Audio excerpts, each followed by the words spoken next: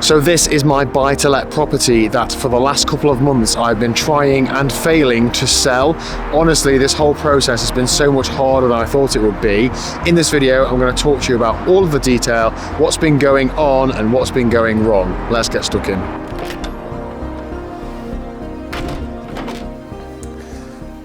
So coming into this process, I thought, and I know before you say, you know what thought did, don't you? But I thought the process would go something like this. I'd put the house up for sale. Within a few weeks, I'd have some offers, make a decision, sell it, and then in a few weeks' time, the sale would have gone through. Easy as that, right? The reality can't be any more different from that. So winding back to when I had estate agents value the property, the range in valuations was massive, like 50k difference. Since then, I've had a couple of offers, one of which I accepted and then they withdrew the next day, one of which I declined as it was quite a bit lower than what I was looking for, and I have since now reduced the asking price quite a bit. So this whole thing in a summary has just reminded me that property is in no way straightforward, and this is why I am getting out. But let's go into the detail. So in this video, I'm just going to really simply share with you what's actually happened, what estate agents don't really tell you, and probably most importantly, what I have learned from this process already so far, because I know this is no way near done. So the first interesting thing was the estate agent valuations, and I'm referring to my notes so I'm sure that I get this correct here. I had 4 different firms come out to value the property because I don't know what it's worth, do I, right? So one estate agent valued this place at between 170 and 180,000 pounds. 2 of them valued it at between 140 and 150,000 pounds, and then one of them valued it at between 130 and 140,000 pounds. Hence why when I was talking about in a previous video, the numbers that I think this property has produced, I just used a midpoint of that 145,000 pounds. And that just immediately jumped out to me as, well, do they even really know what this place is worth? If the lowest valuation is 130 and the highest is 180, that's a 50,000 pound difference, such a massive proportion of the overall property value. So it just reiterated to me that, well, nobody really knows. The only way you find out is you put it up for sale and you see what offers you get, because of course things are only worth what people are willing to pay for them. So therefore I went with the estate agent that I liked the most and who had a good package, and I negotiated down a little bit, and we went for a guide price of between 140 and 150,000 pounds as a midpoint, and that was the range that that estate agent had advised. So initially the property was on the market for a month and we had 6 or 7 viewings but no offers. So the estate agent of course gathers feedback from those people and shares it with me, and the feedback was things like there's no driveway, don't like the area, it's a busy road, the garden needs a bit of work. So the majority of those things are things that I can't change, so it doesn't really matter what the feedback is. It's just a case of it's not the right property for those people. And we were then thinking about reducing the price of the property, and we had another viewing booked, so we thought, well, we'll leave it and see what happens with this viewing.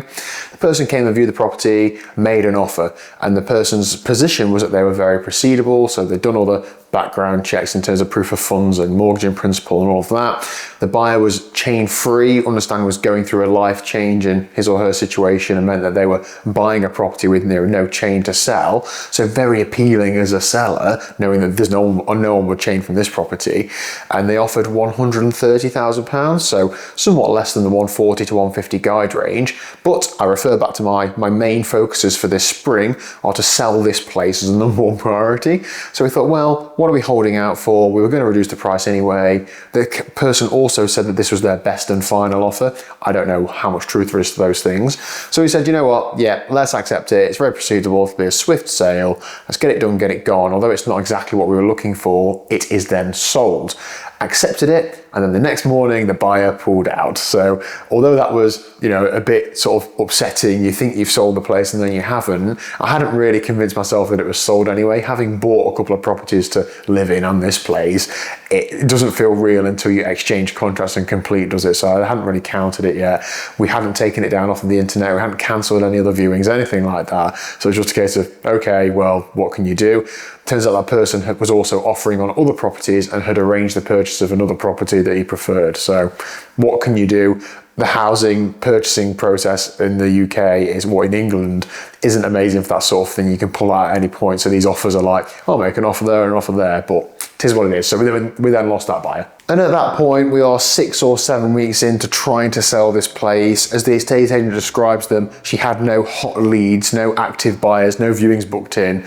So I thought, well, we need to do something, don't we, if we're going to try and sell it? And obviously that is the price.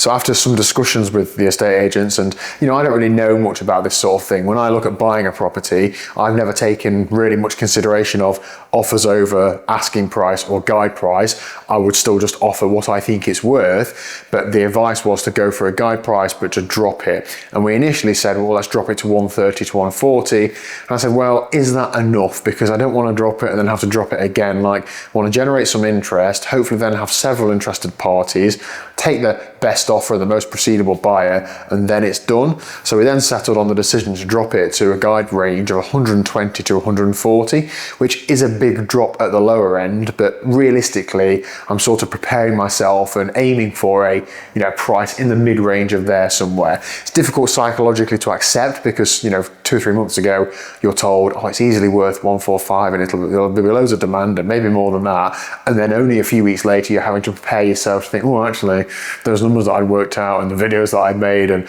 all of that isn't actually going to be the case. You now should be thinking it's going to be 10, 15, 20k or maybe even more, lower than that. So difficult to take, but I do want to sell the place. So we dropped it to 120 to 140. And that then did generate a flurry of interest. So we had a handful of viewings and we have had a couple over this weekend when I'm recording. So maybe something will come in from this, but we had an offer last week of £120,000. And again, the buyer was in a position to be able to proceed. And I was told that that was their best and final offer. This is a bit surprising to me. I don't really remember this being a thing a few years ago when you buy and sell a property. Of course, at some point you have to say, this is my final offer, but to have had 2 offers and then from the outset say, this is my best and final, maybe times have changed since I last bought a property, but 120, we gave it some thought, some serious thought, because I thought, well, it is potentially sold then and it's gone. However, I just couldn't bring myself to accept it. I'm not saying that I wouldn't accept £120,000 at some point in the future, but it just felt like this has only been up now, 7 or 8 weeks at that time. So perhaps I should give it a little bit longer. I'm taking, tens of thousands of pounds off where I thought it would be. So I thought, no, and I thought maybe the buyer will come back, and if the buyer was to come back and offer in the mid 120s, high 120s, like I'd give it some serious consideration, borderline, probably accept it. But I just thought, no, it's a lot of money to take off, and this property is currently costing us some money per month, but I'm working out how long I'm going to have to hold it for before I'm worse off from taking a higher offer. So you have to make the decision, don't you, at some point, and I said no to that one. So the numbers right now look something like this. To keep this place running, just to keep the lights on, mortgage paid, council tax paid, rates paid, it's between £600 and £700 a month. So that's the burn rate or the holding cost or whatever you want to call it. So that's something I'm factoring in mind. That means that I'm thinking, okay, if I keep this for 6 months, then it's, I don't know, £3,500. A year, it's, £6,500, £7,000. So I'm factoring that into my mind when I'm thinking about these offers we're receiving. And that means I've got to weigh up the following things. Do I sit on this and hold out for a better offer? Do I re-let it at the current market rate? So it would rent out for £950-ish a month, which would give me around £500 a month in gross profit and cash flow. And importantly, it wouldn't be costing us anything during that time, but it wouldn't be sold. Or do I take a lower offer just to sell it and get rid of it? Now, that's where looking at numbers on a spreadsheet isn't as straightforward as that. There's other factors at play, isn't there? There's my emotional state through this place causing me a bit of life stress and wanting to be free of that.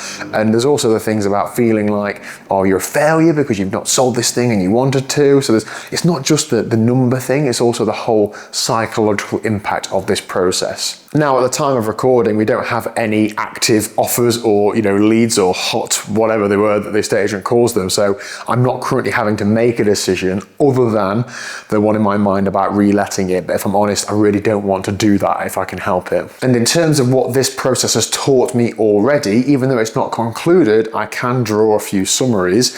And the first one is that property is not liquid, or it's not anywhere near as liquid as I thought it would be.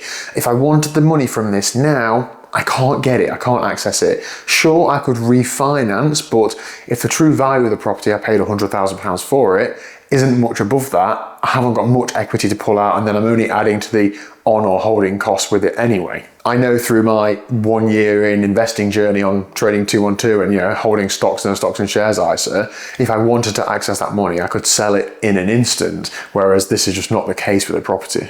The second part is, and I really don't mean to discredit estate agents, but I think I have evidence just to show that nobody really knows what a property is worth until it goes to market and until real people with real money start making, or in this case, not making offers. So I would definitely be taking any estate agent advice in future with a massive bucket load of salt. The third one is the holding cost. So coming into this, I'd almost dismissed it because I thought, well, it's going to sell in a few weeks. It's just a 3-bed semi. There's a million of them. I'm going to price it reasonably. Sure, there's no reason why it wouldn't sell. Clearly, it isn't selling immediately, so I should have perhaps given more thought to the holding cost. Now, that's only a factor in the decision making. It's not like, oh, we've got to sell it in this next month or two. We have emergency funds and cash flow to protect those sorts of things, but it is something that I didn't give a huge amount of thought to. In my mind, I was thinking 3 or 4 months maximum. And the fourth lesson that I think I'm picking up is that investing isn't just about like numbers and just spreadsheets. It's about decisions. It's about knowing what to do and when to walk away and when to invest more and when to say yes and no. And those are things that I don't feel like I've been especially good at in this process, therefore leading me to want to do more with the stocks and shares because there are less decisions involved, especially when I'm building and buying just all world indexes in my portfolio. So right now, where do we stand? Well, the property is still on the market. I don't 100% know what price is the lowest that I want to accept for it. I think some of it does depend on the situation that the buyer is in. If they're in a chain, I'm more inclined to hold out for a higher price. If they're very proceedable, I'm more likely to go for a lower price, but I know that I should prepare myself for those conversations and those offers when they come in. So I'll be doing that over the next couple of days so that it's not a decision I have to make in the heat of the moment. It's one I've already pre-planned for, so that's something that's on my mind. I've got no immediate plans to advertise it on the rental market. I'm going to leave it at least another 2 or 3 months before I even really seriously consider that. My main objective is to sell this place. That re-renting it would be a last resort in my mind. I have given it some thought, I have run the numbers, but it's just not something that I want to do regardless of what the numbers say. So that is where we're at, and I know that this is not a guru summary. I'm not telling you that, oh, this is what I'm going to do and why, and here's my decision-making framework, and here's my course that you can buy to find out how to do what I'm doing. That's absolutely not what this channel is about. I'm just documenting what I'm doing as a normal guy in my mid-30s, trying to make financial decisions that are going to give me more options in later life. One of them involves selling this buy-to-let property to put more money in the stock market. But as you can see, I haven't got a solid, right, this is a methodology or a framework. I'm just trying to work it out as I go and hope that those experiences and those decisions that I make, right or wrong, are going to help shape me for my future, and therefore I will hopefully benefit more from that in the future. And I'm just sharing it to share the real journey with you. I think on the internet it's all too perfect and people are always showing you that this is easy and here's how I make loads of money doing this. And I don't think that is representative of real life. So if that tickles your fancy, please do hit that subscribe button down below. I'd be very grateful for you to follow along on the journey. I will be sure to update you guys as this story develops. Thank you very much for watching this video. And if you want to buy a 3-bed semi in Mansfield, hit me up.